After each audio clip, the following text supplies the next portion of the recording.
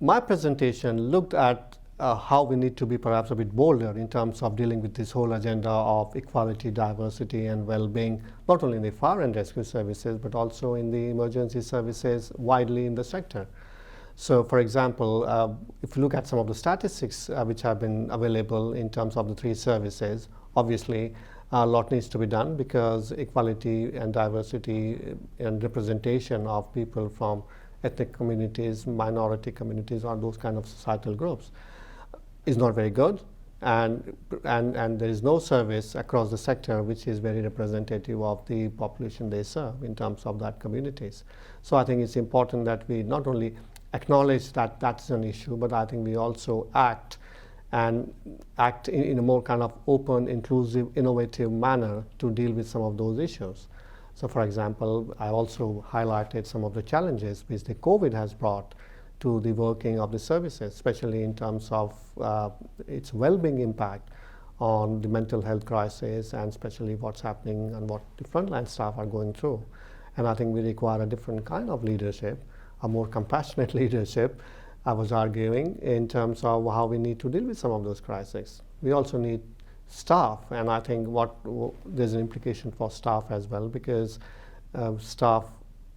some of them work from home, and I think going forward they also want to see that support which is quite visible from a leadership point of view. And then I was suggesting some measures in terms of going forward. So, for example, if the fire services have become a more kind of preventative service, in that sense, I think the messaging and the recruitment drive and some of those strategies and interventions need to focus on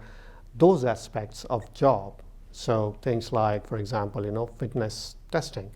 If everybody is not going to be on those kind of jobs, just by having those kind of very strict, stringent fitness testing requirement or regime, would it perhaps almost act as a disincentive for people from ethnic community backgrounds or even women? And I think we need to get that messaging right, because I think that's important. If you're going to recruit more people, and if you're going to, more importantly, retain some of these people, including women, we need to be really, really honest and tell our stakeholders, our communities, and our prospective people who are joining the service what the service is all about. And I also presented an example of the Titanic disaster, where I was arguing that, because in a nautical sense, if you look at an iceberg as an hazard, you only see it that way. But if you look at it in a more kind of a different way, where, for example, you could think about it as a fairly stable structure, and if more people could be ferried there, so that more lives could have been saved. So it's about having this functional fixedness, or not having that functional fixedness, and to be very open to idea and present it as a different way. So my kind of take-home message was, let's not look at EDI as a problem or a stigma mentality. Let's look at it as an opportunity to improve engagement, to improve retention, to improve recruitment, and see how we can do better.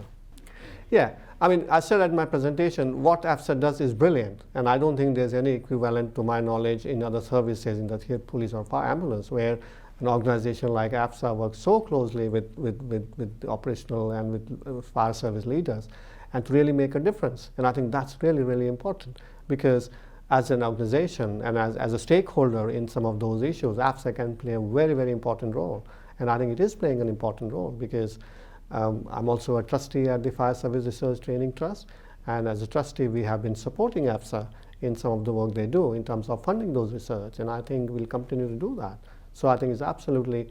critical that we support AFSA in terms of what they do, but not only support, we need to appreciate and value the contribution, the work they do, and we need to do everything which will perhaps make their job a bit easier, if I'm honest.